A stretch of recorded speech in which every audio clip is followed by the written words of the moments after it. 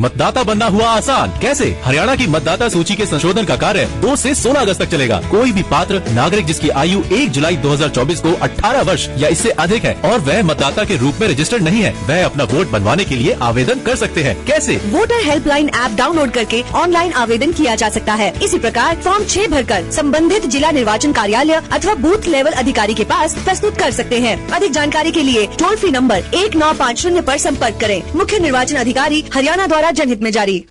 नमस्कार, ये आकाशवाणी चंडीगढ़ है। अब आप रतिका से प्रादेशिक समाचार सुनिए। भारतीय रेल खानपान एवं पर्यटन निगम IRCTC राष्ट्रीय राजधानी क्षेत्र परिवहन निगम के सहयोग से नमो भारत ट्रेन तथा अन्य रेलगाड़ियों में यात्रियों के लिए वन इंडिया वन टिकट की सुविधा शुरू करेगा। इसके माध्यम से यात्री IRCTC ऐप पर नमो भारत रेलगाड़ियों के लिए टिकट बुक कर सकते हैं।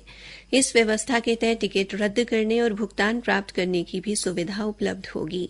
भारतीय रेल खानपान एवं पर्यटन निगम ने कहा है कि यात्री नमो भारत ट्रेन टिकट के लिए यूनिक QR कोड सृजित कर सकते हैं। ये कोड यात्रा तिथि विकल्पों के आसपास 4 दिनों तक वैध होगा। वर्तमान रेल आरक्षण व्यवस्था के अंतर्गत नमो भारत के टिकट भी 120 दिन पहले से बुक किए जा सकते हैं।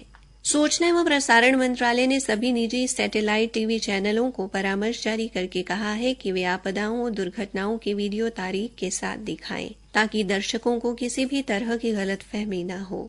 परामर्श में कहा गया है कि जब भी कोई प्राकृतिक आपदा आती है, तब टेलीविजन चैनल कई दिनों तक लगातार ये खबरें दिखाते हैं, लेकिन बार बार दुर्घटना के दिन के दृश्य ही दिखाते रहते हैं। इससे अनावश्यक रूप से भ्रम की स्थिति पैदा होती है और दर्शकों में घबराहट होने लगती है। टेलीविजन चैनलों को ऐसी घटनाओं के प्रसारण के सिलसिले में कार्यक्रमों से संबंधित आचार संहिता का पालन करने को भी कहा गया है।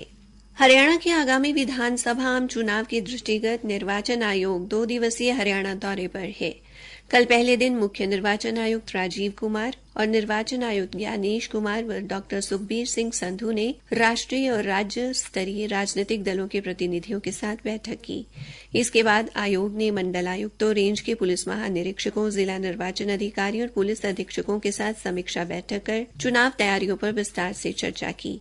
इसके अलावा मुख्य निर्वाचन आयुक्त और निर्वाचन आयुक्तों ने हरियाणा के मुख्य सचिव TVSN प्रसाद, पुलिस महानिदेशक शत्रुजीत कपूर और प्रशासनिक सचिवों के साथ भी अहम बैठक की। हरियाणा के मुख्य निर्वाचन अधिकारी पंकज अग्रवाल ने राज्य पुलिस नोडल अधिकारी के साथ आयोग को चुनाव तैयारियों की जानकारी दी। आयोग आज प्रवर्तन एजेंसियों के साथ बैठक कर रहा है। हरियाणा के मुख्यमंत्री नायब सिंह ने कल पंचकूला के सेक्टर 32 में विश्व स्तरीय शूटिंग रेंज खेल परिसर और state institute of engineering and technology का शिलान्यास किया। इन दोनों परियोजनाओं पर 315 करोड़ रुपए की लागत आएगी। इसके अलावा उन्होंने पंचकूला विधानसभा क्षेत्र के विकास के लिए 10 करोड़ रुपए की राशि देने की भी घोषणा की। इस अवसर पर मुख्यमंत्री ने कहा कि ये दोनों परियोजनाएं पंचकूला के विकास में मील का पत्थर साबित होंगी। उन्होंने कहा कि यह गर्व की बात है कि अंतर्राष्ट्रीय युवा दिवस के अवसर पर जिन 2 परियोजनाओं का शिलान्यास किया गया है, वो युवाओं का उज्जवल भविष्य सुनिश्चित करेंगी। मुख्यमंत्री ने कहा कि लगभग 14 एकड़ भूमि पर स्थापित होने वाली इस विश्व स्तरीय शूटिंग रेंज का निर्माण लगभग 150 करोड़ रुपए की लागत से किया जाएगा और ये आगामी 2 वर्षों में बनकर तैयार हो जाएगी। 10 एकड़ भूमि पर स्थापित होने वाले state institute of engineering and technology का निर्माण लगभग 165 करोड़ रुपए की लागत से किया जाएगा और ये आगामी 3 वर्षों में बनकर तैयार हो जाएगा। श्री नायब सैनी ने कहा कि इस अंतर्राष्ट्रीय स्तर की शूटिंग रेंज में प्रतिभाशाली खिलाड़ी तैयार हो सकेंगे। उन्होंने कहा कि पंचकूला के साथ साथ हरियाणा के अन्य क्षेत्रों और साथ लगते राज्य पंजाब और हिमाचल प्रदेश के खिलाड़ी भी इस शूटिंग रेंज में अभ्यास कर सकेंगे। उन्होंने कहा कि इंजीनियरिंग एंड टेक्नोलॉजी कॉलेज में छात्रों को नवीनतम तकनीकी ज्ञान और कौशल प्रदान किया जाएगा, जिससे वो उद्योग की मांगों को पूरा कर सकेंगे।